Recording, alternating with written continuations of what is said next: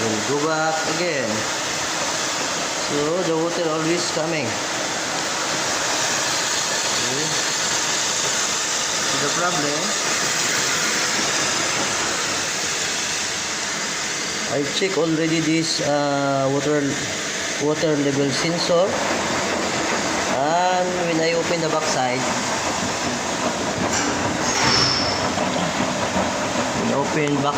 this is the problem. So as your information, this pipe is touching in the pulley, so that's why the air there cannot push in the switch. As you can see here, if you have this machine, if always water coming in the inside the drum, you must check first the water level sensor.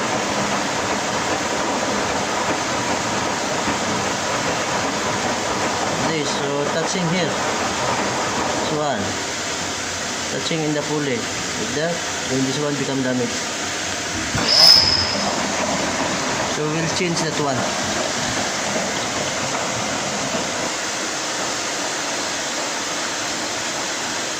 So we will off the machine and make it that one. Change the pipe. So we will make sure before doing any repair, we will off the power. We'll off this power. Before attempt to doing any job, we must off the power first. So we'll remove this one. Remove and change new.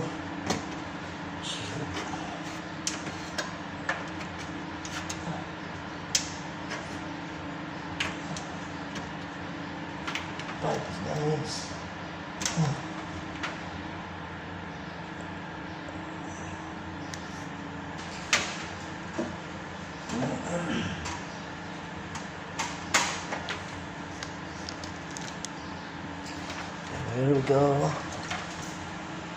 So this is the problem. Here, have hole. Yeah, you cannot see in the camera. We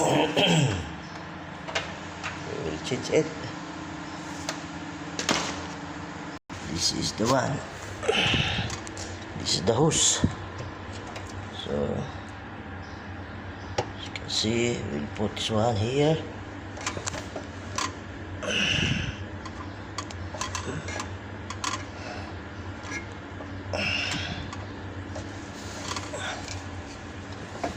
Push we will push it and fix properly, because if not fixed properly, the air goes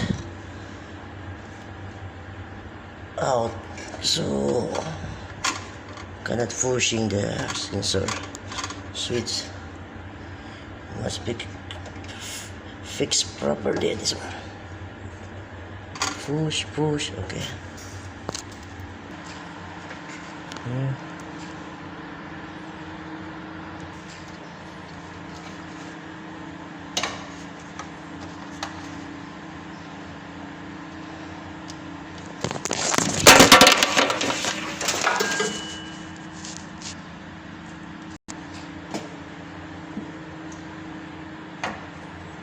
This water level.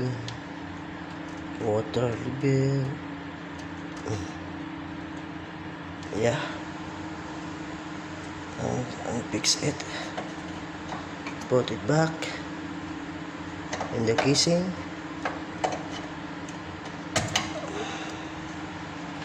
Right.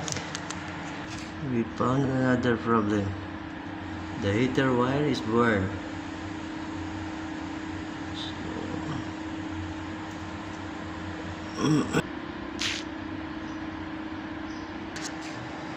So we'll check